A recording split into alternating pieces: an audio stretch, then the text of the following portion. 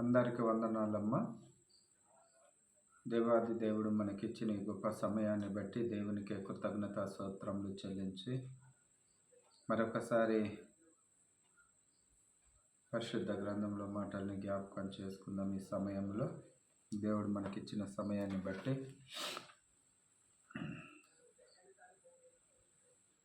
మొదటి పేతురు 5:7 వచనము. మొదటి పేతురు 5:7 వచనము. ఆయన మిమ్మల్ని గురించి చింతించుచున్నాడు గనక మీ చింత యావత్తు ఆయన మీద వేయుడి. నిబ్బరమైన బుద్ధిగల వారివై మెలకువగా నుండుడి. ప్రియమైన దేవుని బిడ్డలారా, దేవుడు పరిశుద్ధాలయాలకి వచ్చినప్పుడు నిబ్బరం కలిగి బుద్ధి కలిగిన వారి వలె మెలకువగా ఉండుడి.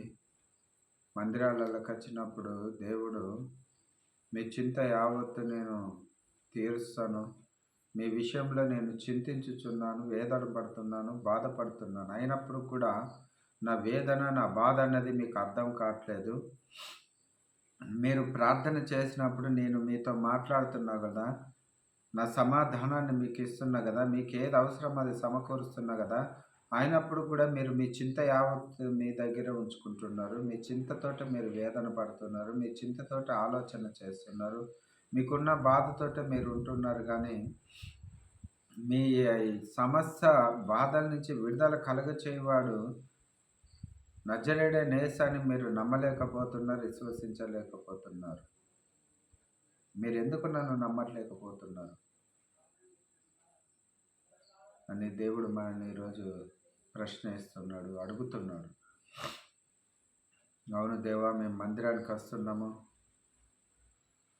అని అన్నప్పుడు మందిరానికి వస్తే మంచిదే, కానీ సంతోషమే, దేవునికి స్తోత్రము.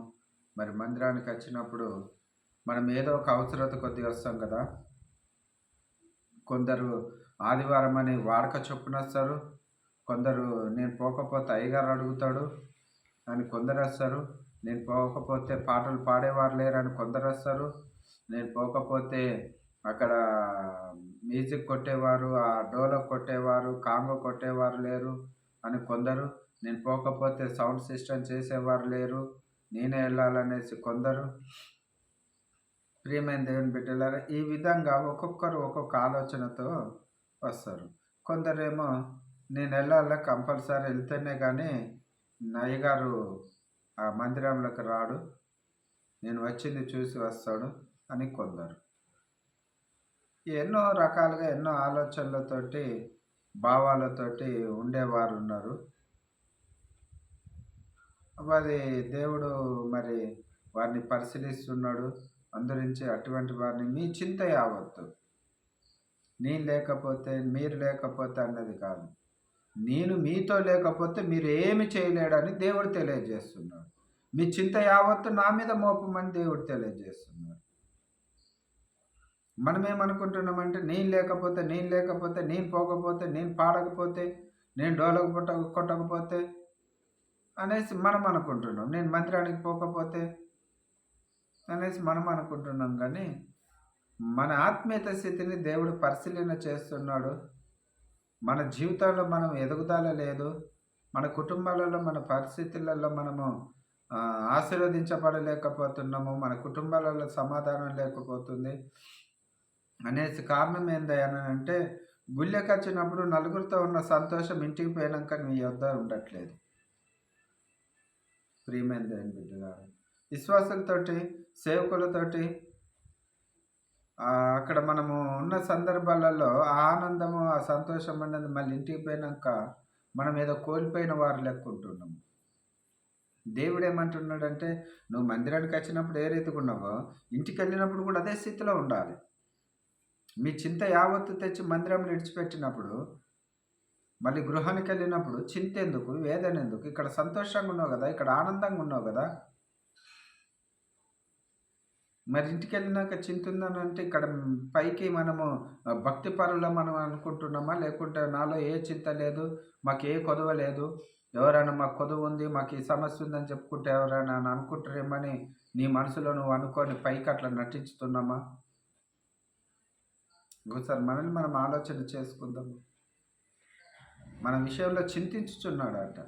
ఎందుకంటే చింతించుచున్నాడనంటే యథార్థంగా మనం ఉండలేకపోతున్నాం మందిరానికి వచ్చినప్పుడు. అందుగురించి ప్రసంగి 5లో ఉంటది. మందిరంకి వచ్చినప్పుడు మీ ప్రవర్తన చక్కగా చూచుకోండి.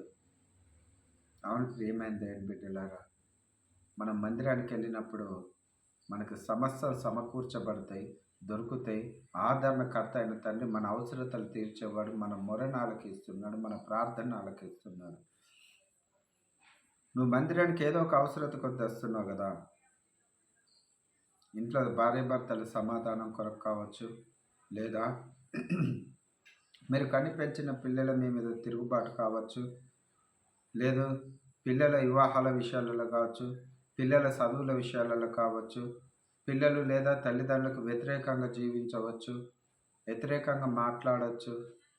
మరి ఈ వివాహమైనాక గర్భఫలం లేని విషయాలు కావచ్చు, ఉద్యోగాల విషయాలలో కావచ్చు.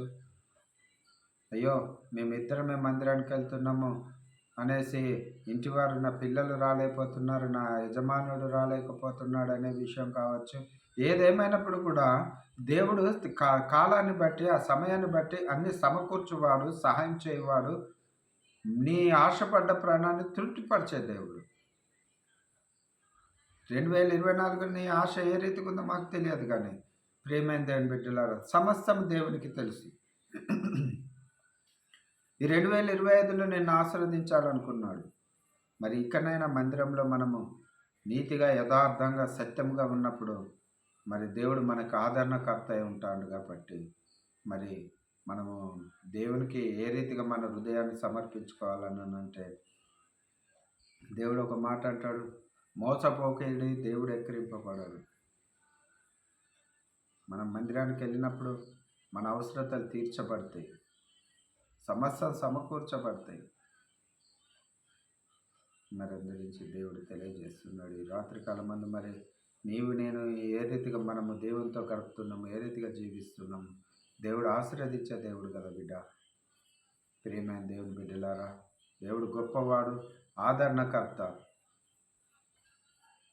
ప్రతి అవసరతలలో మనకి ఆదుకునేవాడు. ప్రయాణం విషయాలు కావచ్చు, అనారోగ్యాల విషయాలలో కావచ్చు, ఆర్థికమైన ఇబ్బందులలో కావచ్చు, ప్రతి విషయంలో కూడా దేవుడు నీకు తోడున్నాడు. నువ్వు ప్రార్థన చేస్తే, నిష్ఠగా ప్రార్థన చేస్తే, హృదయపూర్వకంగా ప్రార్థన చేస్తే, యథార్థంగా ప్రార్థన చేస్తే, యథార్థంగా మాట్లాడితే సమస్యము నీకు తోడై ఉన్న దేవుడు నిన్ను విడిచిపెట్టాడు. దేవుడు వాగ్దానం ఈ 2025లో ఇచ్చింది నువ్వు మర్చిపోవచ్చు, కానీ నీకు ఇచ్చిన వాగ్దానము, పరిశుద్ధాలయాలలో ఇచ్చిన వాగ్దానము దేవుడు నెరవేర్చువాడు. కాబట్టి ప్రియమైన దేవుని బిడ్డలారా, దేవుని మాటకు చెవి యొగ్గుదాము. దేవుని మందిరంలో పోయినప్పుడు మన చింత యావత్తు, మన బరువంతయు మందిరంలో ఇడిచిపెట్టి నిబ్బరంగా, ధైర్యంగా దేవుని మందిరం నుంచి ఇంటికి తిరిగి రావాలి. ఇంటికి తిరిగి వచ్చినప్పుడు ఇంట్లో ఎలాంటి సమస్య ఉన్నా కూడా నీ యొక్క ముఖములో ఏం కనపడాలంటే వెలుగు కనపడాలి. ఆ వెలుగులో ఏముందంటే సమాధానం ఉంది. ఆ వెలుగులో ఏముంది అంటే చింతకు స్థావు లేదు. ఆ వెలుగులో రందికి లేదు. ఆ వెలుగులో మనాదికి లేదు. ఎన్నో రకాల భావాలతో వెలిగింపబడుతుంది పరిశుద్ధాత్మ తండ్రిని ఆవరించినప్పుడు, పరిశుద్ధాత్మ తండ్రిని ఆహ్వానించుకున్నప్పుడు. ప్రియమైన దేవుని బిడ్డలారా, దేవుడు గొప్పవాడు, నిన్ను నన్ను ఆదరించేవాడు, దీవించేవాడు. మరి నీకు నాకు తోడుగా ఉన్న దేవుడు నీ చెయ్యి నా చెయ్యి విడిచిపెట్టే దేవుడు కాదు. అరచేతిలో చెక్కుకొని ఉన్నానన్నాడు నీ దేవుడు. మరి ఆ దేవుడిని కలిగి ఉన్నప్పుడు ఈ భూమిని, ఆకాశాన్ని సూచించిన దేవుడు కదా. మరి ఆ దేవుని మందిరానికి వెళ్ళినప్పుడు దేవుడు నీకు తోడు లేడని ఎందుకు చింతించుతున్నావు? ఎందుకు నా మొరినట్లేడని ఎందుకు అనుకుంటున్నావు? ప్రతి అవసరత తీర్చాడు. దేవునితో అదే రీతిగా గడుపు. దేవుడు ఈ మట్టి మాటలను దీవించి ఆశీర్వదించునుగాక. ఆమేన్.